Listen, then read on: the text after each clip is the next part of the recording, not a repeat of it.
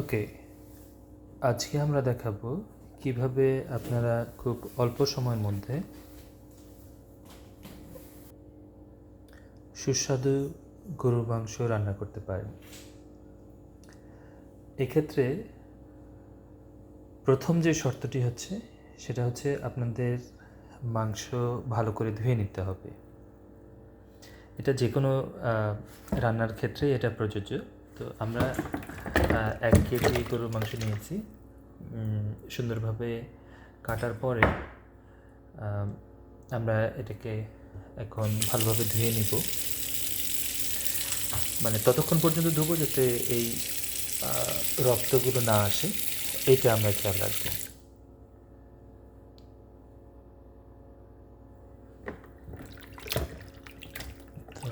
এই যে দেখতে পাচ্ছেন আমি অনেক ভালো করে ধুয়ে নিচ্ছি যাতে মাংসের মধ্যে থেকে যে রক্ত আছে সেটা চলে যায়। এরপরে আমি দেখাবো আস্তে আস্তে কি কি দিতে হবে, কি মিক্স করতে হবে। এখন দেখুন, পরিমাণ মতো হলুদের গুঁড়া দেব। এটা 1 কেজি মাংস, সো আমরা সেরকমই পরিমাণ মতো দিব। এরপরে এটা হচ্ছে মরিচের গুঁড়া। আপনারা যারা ঝাল খেতে পছন্দ করেন তারা একটু বেশিও দিতে পারেন। আমি তেমন ঝাল পছন্দ করি না, তো এই জন্য দিলাম। এরপরে এখানে দেখতে পাচ্ছেন ধনিয়া গুঁড়া, জিরার গুঁড়া একসাথে মিক্স করা, তো এটা দিলাম পরিমাণ মতো। এরপরে গরম মশলা মিশিয়ে দিলাম।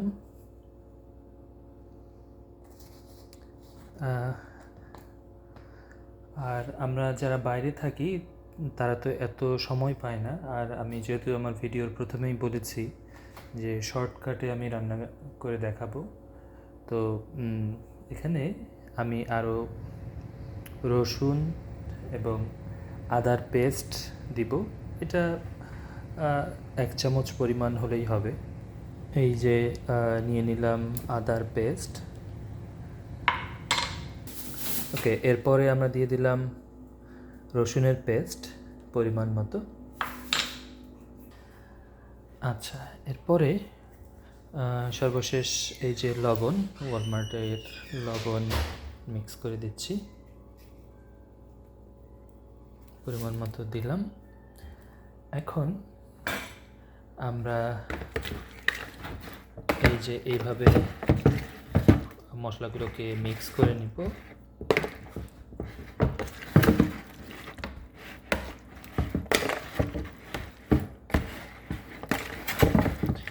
যাতে খুব ভালোভাবে মিক্স হয়।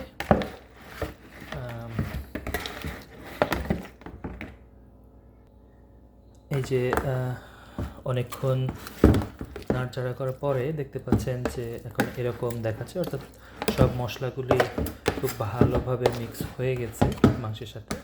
আমরা এই মাংসটা মিনিমাম 15 মিনিট এভাবেই রাখবো। এখন আমরা পাতিলে তুলে দিব। সো প্রথমে দিব তেল।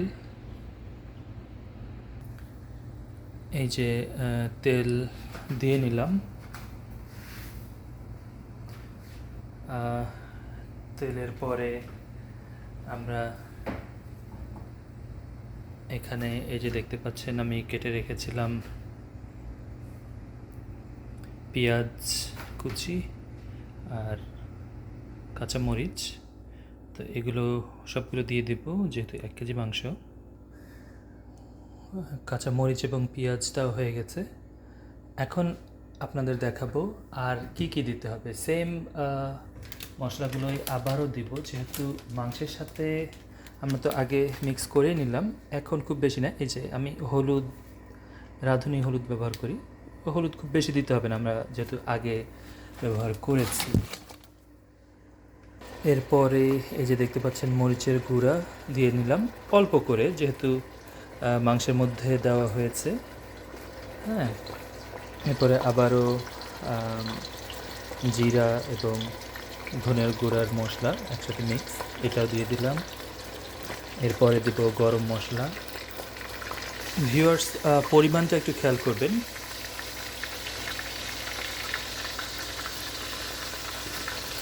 আমি কিন্তু এখনও লবণ দেইনি, লবণটা পরে দিব, ঠিক আছে? ভিউয়ার্স, আপনারা দেখতে পাচ্ছেন এখানে আদা এবং রসুন 1 চা চামচ পরিমাণ দিয়েছি। এখন আমি এটাকে ব্লেন্ড করতে থাকবো। তেল একটু বেশি করে দেওয়া হয়েছে যাতে লেগে না যায়। সো আপনারা দেখতে পাচ্ছেন এই মশলাটাকে এখন আমরা ব্লেন্ড করতে থাকবো। আর চুলার পাওয়ারটা দেখতে পাচ্ছেন, এই পরিমাণ আঁচে প্রথমে রাখতে হবে। এখন আমরা লবণ দিতে পারি। লবণ একটু আইডিয়া করে যে দিয়ে নিচ্ছি। দর্শক, লবণের ব্যাপারে বলি, লবণ আপনাদের প্রথমে যদি আইডিয়া করতে না পারেন প্রথমে কম দিবেন, আর যদি দেখেন যে কম হচ্ছে পরে আবার অ্যাড করতে পারবেন। প্রথমে বেশি করে লবণ ভুলেও দিবেন না। এভাবে কিছু সময় নাড়তে থাকুন। যদিও তেল দেওয়া আছে বেশি, তো আমার নাড়ার প্রয়োজন পড়বে না। তারপরেও যাতে লেগে না যায় সতর্কতা স্বরূপ আমি করছি, নাড়ছি। বাস, এখন নিশ্চিন্তে আমি ঢাকনা দিয়ে দিতে পারি।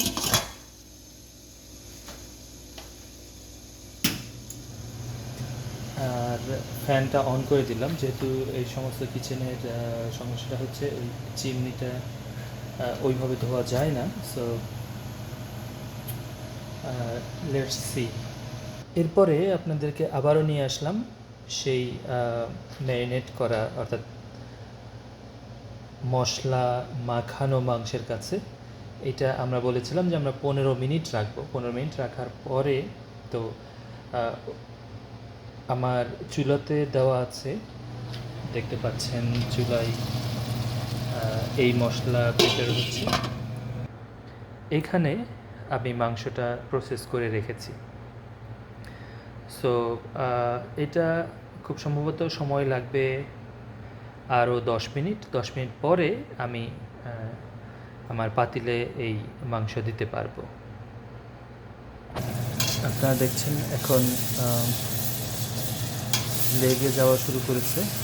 আমাকে নাড়তে হবে বারবার যাতে নিচে লেগে না যায়।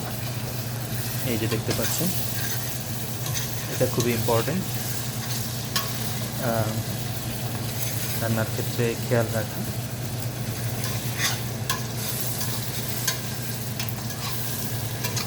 আর এই মশলাই মূলত প্রিপেয়ার হবে আপনার মাংসের জন্য। এটা যত